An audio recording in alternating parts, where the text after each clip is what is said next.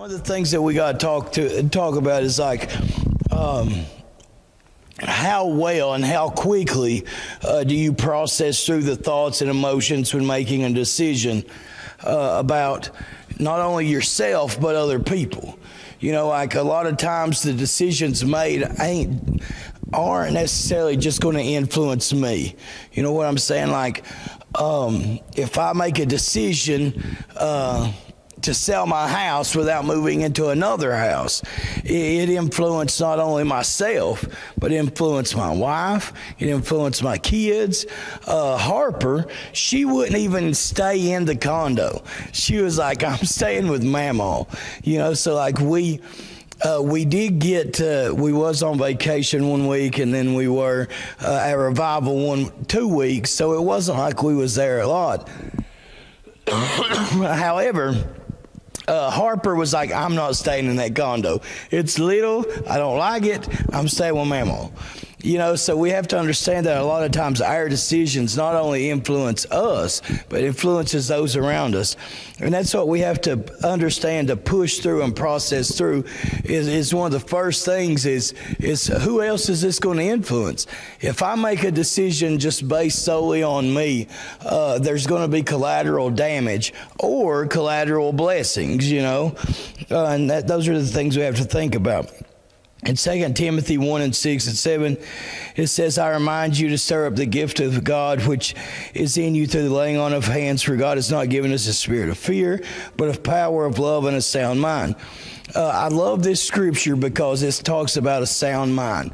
You know, a sound mind is how we're able to process through emotions. A lot of times, we will make decisions based entirely on emotions. We'll be going to buy a car, and a car is, you know, $2,000 outside of the range that we want to spend, but it's red, it's leather, it's got nice third row seats, you know, even though it's only you and you don't need third row seats, you know. However, it's red, it has leather, it's the nicest car that you've ever seen. However, it's $2,000 more than what you want to spend, but they'll offer payments. A lot of times we'll make that emotional decision to spend that extra money and go in debt or whatever on something just because we like it. I'm not saying that's a bad thing. However, if you're trying to move into an apartment, if you're trying to get your life back in order, you're trying to help your kids, you're trying to get your kids back, all these other things have to come into play when we're making decisions. And that's what Timothy is addressing here, is that God gave us a sound mind, you know, to make good, rational decisions. But one of the first things that we have to deal with when making these decisions and pushing past these things, okay, is our insecurities. A lot of times when we're buying a car, well, Coy just bought a nice car, brand new, red, convertible, air conditioning. So now Larry, he needs a brand new convertible SUV because it's bigger. But Larry really ain't got the money for it. He really don't need it, but he wants it to fluff up his security. You know, they talk about how you can tell a man's insecurity in Texas by how big his truck is. You know, I never understood that, mainly because I have short legs, and there's really no reason for me to jack a truck up that I can't really jump up in. However, you know, I see it all the time. You'll have people that, you know, jack their truck up and put tuners and put this and put that and big old tires and all of this stuff. And really, what purpose does it serve? You know, does it just pad our insecurities? Does it just pat our egos? And that's what we have to understand, especially when dealing with people, okay? We will be transitioning back and forth between material and spiritual a lot during this, because how we make decisions in our material aspect of life usually shows a revelation of how we deal with people and spiritual things as well. So we have to understand that when we're dealing with people and making decisions based on people, that we're not ego tripping, that we're not based on our insecurities. I have always been blessed with the knowledge that someone is going to be able to do the things that I do better at someday. I'm cool with it. I pray that somebody can do what I do better someday, because honestly that just means that I'm going to get a promotion.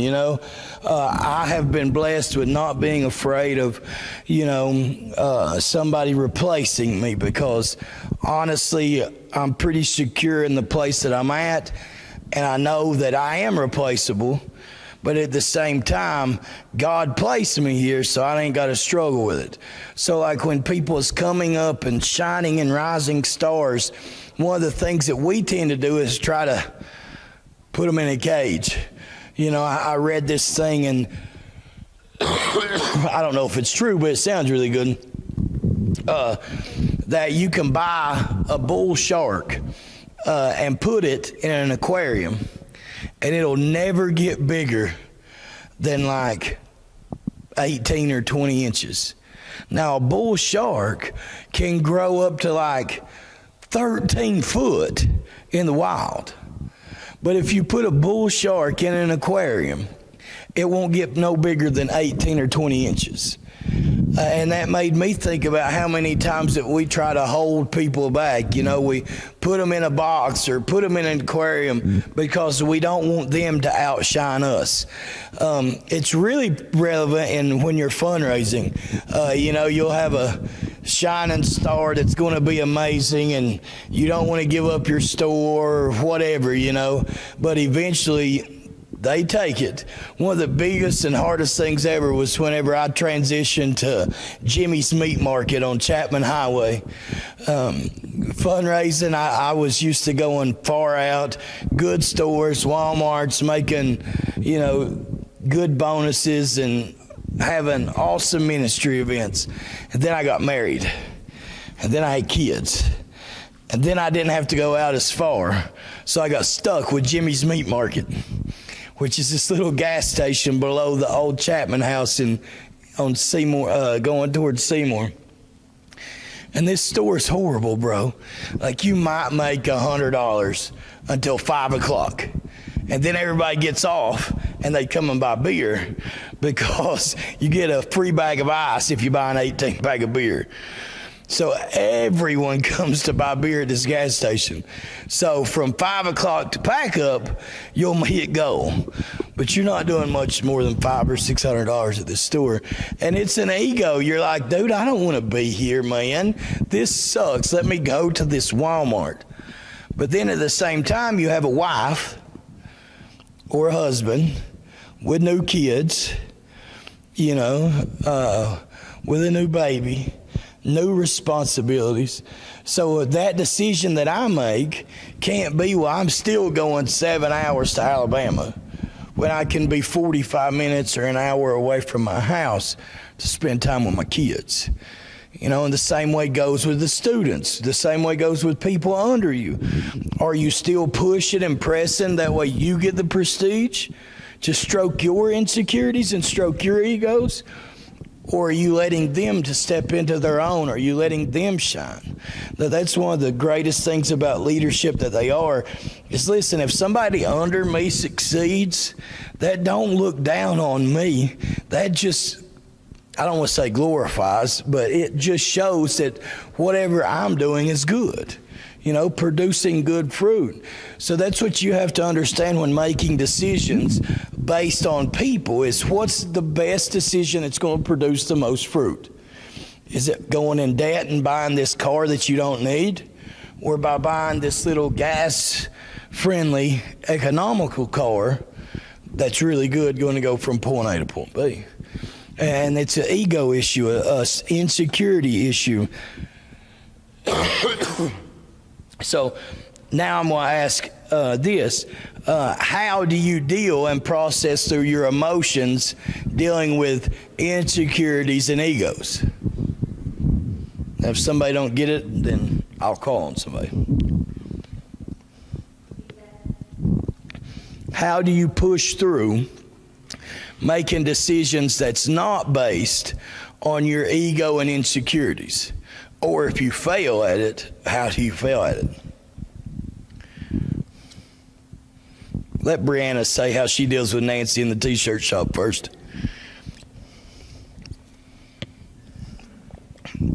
Because Nancy be making some shirts and taking Brianna's job. And Brianna took Sutherland's job. It's like do. So you're supposed to want more for the person that you're bringing up than, like, I want Nancy to exceed what I went through. But I also know that I trained her to where she could run the shirt shop without me. So I take pride in that. You know what I mean? That she's able to go above and beyond what I can do. What was the question again? How do you push through emotions? Oh, okay. So, for instance, without ego and insecurities with her. Sometimes it's real important just to take a step back. Like, I struggle with it personally because I'm a run by the seat of my pants type of person. So if I'm mad or stressed out or hurt, like, it's hard for me to push past that. But I'm learning that if I take a step back and if I ask the Holy Spirit to come in and to help me in that moment, and I give myself a moment to push my flesh aside, then I can see things a little clearly and differently versus on acting in the moment. We'll come back to you, Serena. The next thing is processing through offense and bitterness. So, like, a lot of times, we'll have decisions based on stuff, and Johnny Easter made me mad. So now Johnny Easter is going fundraising with Dave C. on his crew for 5 weeks. Now, that's not true at all. His heart literally sank. But that's what we do sometimes to students. Well, they made me mad, so now I'm going to buy everybody else a drink and buy them a water.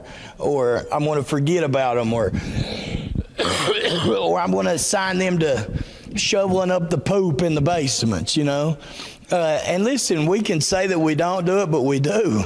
We'll make decisions out of offense and bitterness. Listen, I had a bunch of restoration when I was in a program not restoration, I don't know what it's called. I had to pay a lot of money back. Restitution, there we go.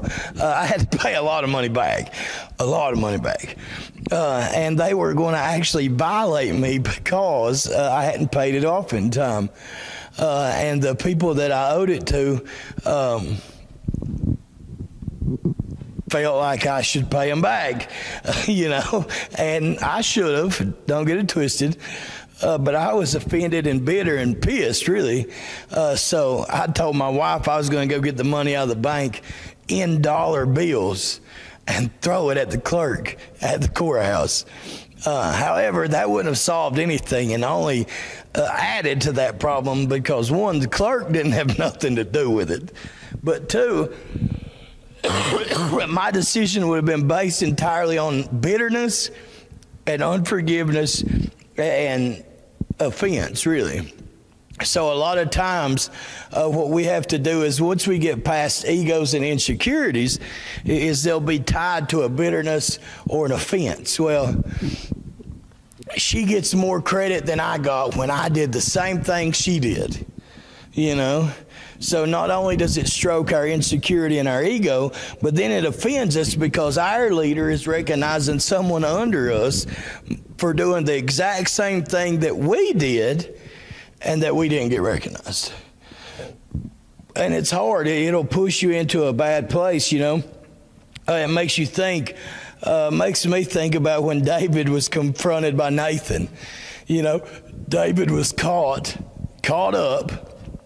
And one of the first things David did was to bring Uriah home. That way he could sleep with Bathsheba. His first huge decision was bringing one of his top generals in off of the field to try to do something to cover up his sin. in offense and bitterness, trying to hide his ego. And when that didn't work, he actually had revenge and had him murdered, So that really goes into the fact that his decision not only led to destruction, but the death of someone else, death of many in his family, and his family was at war for years, So what we have to understand when we're making a decision, we have to ask ourselves, listen, you pray about it first and foremost, but then you have to ask yourself, is it stroking my insecurity? Is it feeding my ego? Am I making this decision based on offense?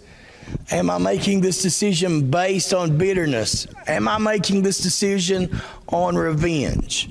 And a lot of times it has to do with the students, like yesterday.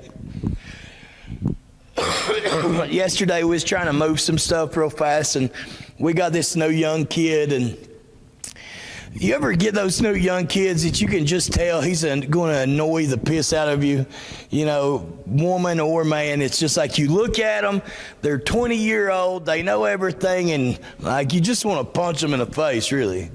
Like this dude is going to get on my nerves. So we were moving, and like I was thinking in my mind, I was like, this dude is going to get on my nerves. But he works really hard, he does well. So I had to go get some screws or something, and I pulled up in the storage unit, and this kid was sitting in the truck. And I was like, oh God, they've done put him in the truck. Because that's what we'll do at times. Somebody getting on your nerves on a fundraiser, somebody getting on your nerves wherever, you'll be like, just go sit in the van, I'll do it. Just get away, And I'm not saying that that's necessarily a bad thing, but you have to ask yourself, how did you come to that decision? Was you upset? Were they doing better than you? Were you mad? Were you offended? Whatever. So we pulled up. I rolled the window down. I was like, why'd you put him in the truck? And they was like, we're just moving. But it made me think of how many times that somebody's got on my nerves, and I made a decision for them, like, just get away from me. Go on. It made me think about how that made them feel. Am I stroking my ego and destroying their ego at the same time? Am I fulfilling my insecurity need and destroying and adding on to their insecurity needs? So that's what we have to understand. And this goes back. One of the number one cases of making bad decisions is when you're stroking your ego. In fact, they have this saying where I come from, and I'm sure it's everywhere else, but they call it keeping up with the Joneses. Anybody ever hear that? In case you don't know what keeping up with the Joneses is I bought a house at a golf course. So if Chris was trying to keep up with the Joneses, which Chris can afford a house in a golf course, he would get in trouble in the golf course. But if he couldn't afford it, and he was trying to keep up, he would buy a house that he couldn't afford. And then Greg, trying to keep up, would buy a house there. Then Ben Stover, trying to keep up, would buy a house there. And then Apostle just bought a bigger house. So now I have to buy a bigger house, trying to keep up with the Joneses, So that's one of the leading causes of bad decisions is, trying to stroke your own ego, trying to stroke your own insecurities. In fact, Chris Hawkins got me on it. All of them idiots bought them side-by-sides and all of them four-wheelers and a diesel truck and all of this, and they would rag me about it. And then my wife bought a diesel truck, and then they kept on about a side-by-side, and finally I was like, piss on it, and went and bought a side-by-side, and I've rode it about 10 times. And I've paid payments for 12 months, Bad, irrational decision, stroking my ego. Now, do I like my side-by-side? Well, yeah. Was it the best decision? Not a chance,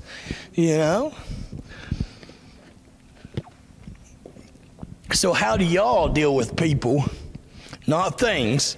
How do y'all deal with people that you're offended at, that you're bitter at, that you're trying to seek revenge on? And you girls, I know y'all be doing that revenge. Like, Green first. Hang on, Green. Then Serena.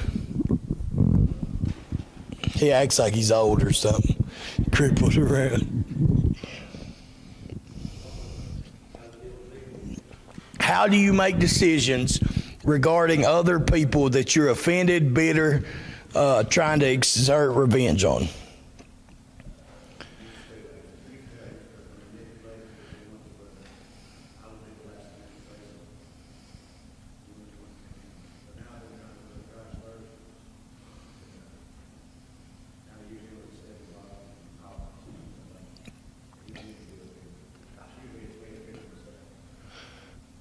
Amen.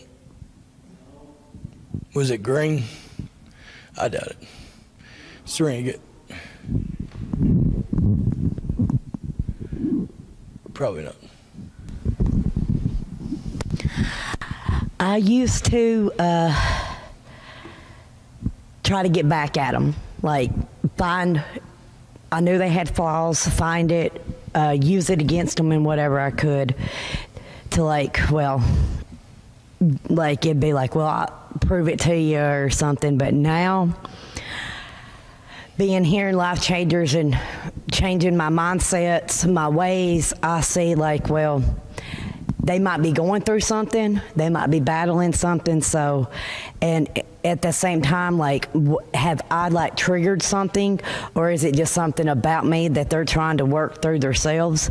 So I kind of try to redirect my minds and thoughts so I won't go back to my old ways and mindset, because I want to be more Christ-like, and Christ didn't look out for revenge. He wanted to better them, whether turn one cheek, and if they do it again, turn another, and if they do it, just keep on, because at the long run, it's better off for you. Right. That's one of the hardest things ever. Did you raise your hand, Coy? All right. Before Coy starts talking, that's one of the hardest things ever, is not to seek revenge. I had been sober, I don't know, 2 or 3 years, and this guy that definitely wrote statements on me, definitely sent me to jail, tried to get into treatment in Life Changers. His daddy called and was like, can you get him in? And my mind was like, no, bro, this dude ain't coming here. I literally have the statements that he signed. But I liked his daddy. His daddy was good people. So I went and got him and everything. And then he left, 4 days later. And I was like, whatever. So then a couple months later, I had moved up here, and his daddy called back, and like I said, his daddy was good people, and he was like, can he come back? And I actually sent somebody after him again. So that was definitely one of the hardest decisions that I've ever made in my life, to allow somebody that they snitched on me, and that's just true, because they didn't want to go to jail, so they let me go to jail. I mean, that's just how it is. There was no righteousness involved to let him, to bring him into treatment twice, and it's hard. It's hard to make that decision.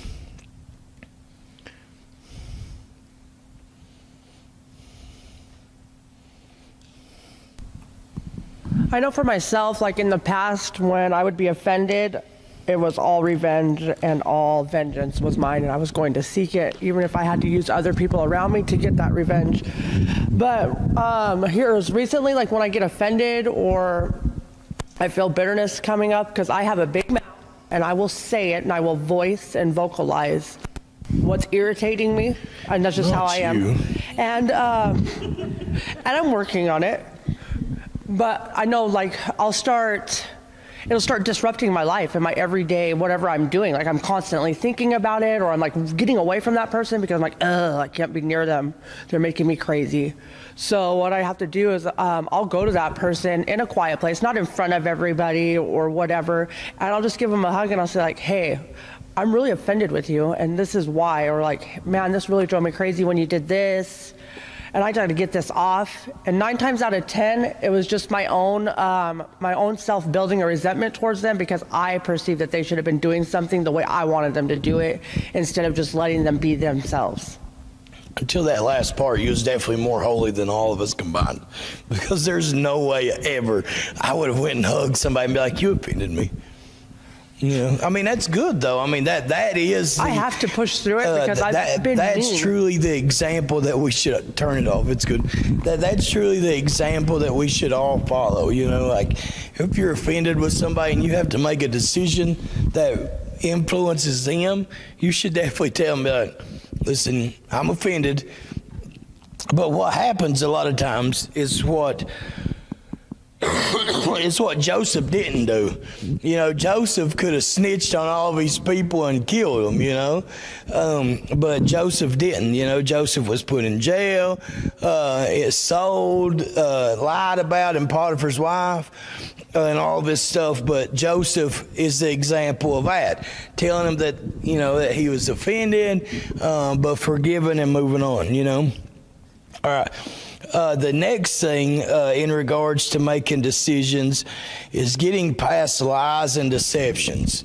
You know, a lot of times we'll be having to make a decision, and we'll be asking all of the right questions that we know is going to sway our decision. But what we'll ask, who we'll ask, is the people that's going to tell us what we already want to hear. So, like,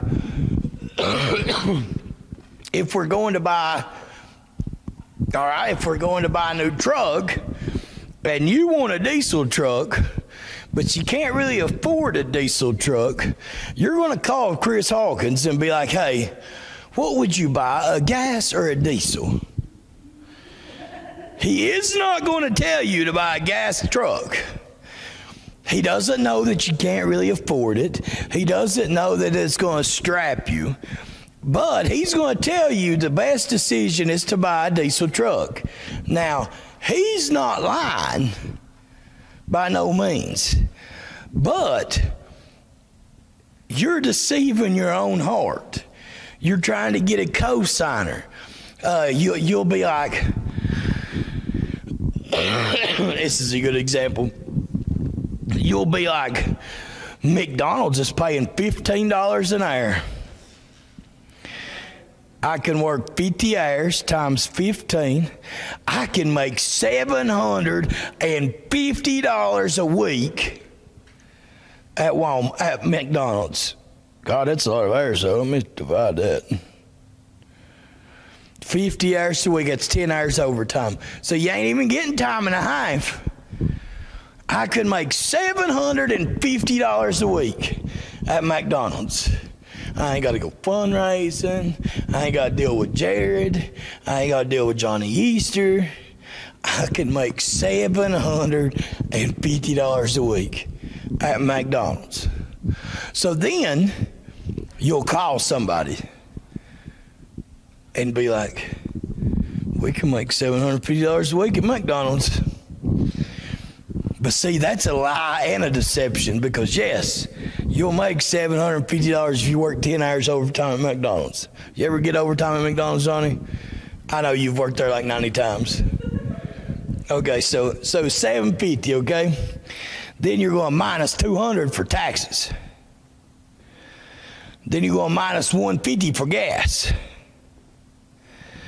Then you're going minus another $150 for rent. How much is one of them prepaid phone cards? $100. So then you go minus $25 for your phone card. Then you got to eat, so you're going minus $125 for the week. Then you got to drink a beer, so then we'll say $50 for the week. That means you got $50 to pay rent, to pay a car payment. Not rent, pay your electric bill, your Wi-Fi bill, your Hulu payment. And before long, you work 50 hours and you're in the hole. But if you're already in your mind about making that decision, you'll find somebody to co-sign with you. you'll find somebody to deceive and lie with you every time. But see, that's what you have to understand is when you're making these decisions, you don't want to find somebody that's going to tell you what you want to hear. Like, I hate it, but I'll be telling my wife something, she'll be like, no, that's not true, shut up, and walk off. And I'm like, can I get a little compassion? I'm dying with COVID for the 17th time. No, you'll be fine, and walks off. No, I'm not. 5 days later, you're fine, you know. But in that moment of making a decision, you got to get past the lies and the deceptions. You know, I never want to make a decision in regards to someone's life, believing that they did something when they didn't. That's why it's so important before we jump to conclusions and kick people out and wear their heads out that you take time and process through. Especially like on a fundraiser, you'll have two students. One's offended with the other. This is a great example. So you go in only to use the bathroom, not to browse and shop. But 30 minutes later, when you come back to get their money from using the bathroom, not browsing and shopping, you go to the one, and the one's offended and mad at the other. I seen him down there talking to a girl, smoking a cigarette. So now you're pissed, not only because you're about to get caught up for being in the store for 30 minutes, buying and crap and shopping, but now you got somebody that smoked, talking to a girl, probably got a phone number. So you march down through there, tear dude's head off, or girl. And they're like, what the piss are you talking about? I know you smoked. I seen it. So now you're lying after believing a lie, and you're deceived. Then that person's like, bump this, and they leave with $300 in their pocket, or two, or whatever. In that moment, you made a rash decision that was based entirely on lies and deception, and could have potentially destroyed somebody's life. And listen, I mean, I'm talking about this stuff because I've done it a million times. I destroyed a printer one time because I was twisted, man, so upset about something that was not true. You know, now the perception made it look very true, but it wasn't, you know. So when you're making these decisions that influence other people's lives, you got to get past lies and deceptions. You got to know the whole truth, man. Like, you can't make a decision based on a half truth. It's really, really not good. So then the next thing is processing to a point of obedience. And this is hard. Like, we talk about, Larry talked about it, and I wish he was here, because I'm by no means downgrading or saying what he said wasn't true, because we should always pray about our decisions. But what if God tells you no? What if God tells you not to buy the car yet? What if God tells you not to press it, you know, and push for all of this stuff, you know? What if God tells you that you ain't ready for your kids yet? See, these are the things that we have to understand. Yes, praying first, foremost. But if we don't work through these other steps, then what are you going to do when God tells you the answer you don't want to hear? But God, I'm their mama. God, I'm their daddy. I know what's best for them. It's my money. You know? These are all, and listen, like, I know these are all things that we go through and deal with, but have we got ourselves to the position of obeying what God says? God, I've been sober for a year. I'm ready to go to my boat. I'm ready to go to my dog. I'm ready to go to my kids. You need to sit down and stay. Have you processed through enough to obey? God, I've been sober 10 years. I am over recovery ministry. I've served you faithfully. I need a break. No. You need more. You know, I mean, it's hard, dude. Like, it's tough. I mean, and it's rough, you know, but you have to think, how am I making a decision? You know, how am I going to make this decision based on not my life, but my kids' life, but my other people's lives, my friends' lives? See, that's what we have to understand, is that Abraham is a shining star in decision making. Because like I struggle with working in recovery ministry sometimes. Like, dude, it's a headache. I know y'all are like, yeah, it's a headache. No, y'all don't even know the headache yet, you know? But Abraham was told to leave his country to become a foreigner. Abraham was told to do all of these crazy things that he did. But then he was told to offer his kid as a sacrifice. And he would have. So, like, I guess what I'm trying to beat into you today is understanding that your decisions are going to influence somebody else. Your decisions are the most important thing. Listen, there is two things in this world that I feel like is the most important thing ever. And that is your time, and that's your decisions.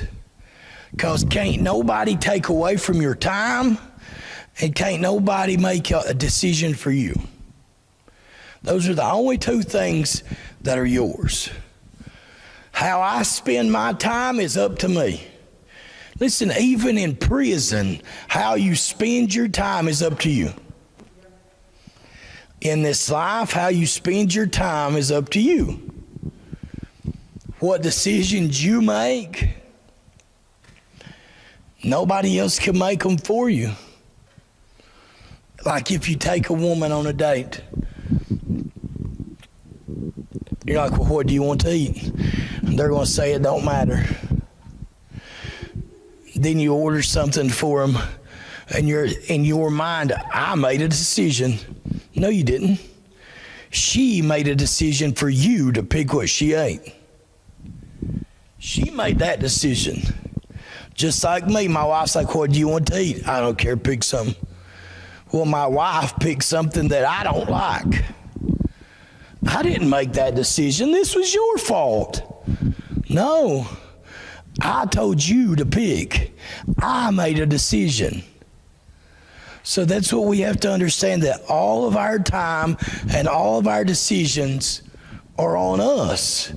So like, we have to get to the place to where we're obedient to God. Yes, pray about your decisions. But have you processed your ego enough? Have you processed bitterness enough? Have you pushed through all the lies enough to obey what he says? What Jennifer said was smart. If you're making a decision about somebody, the best thing to do would be to go to hug them and tell them that you're offended with them, man. That way, when God says pray for them, you're not praying, Lord, let them get caught. Jesus, if you love me, reveal their ignorance. I'm not saying that prayer is bad, but I'm saying I'm not sure God will answer that prayer. Especially if your righteousness is in the tank. You know? Listen, I've prayed that prayer. Lord, please catch them. You know?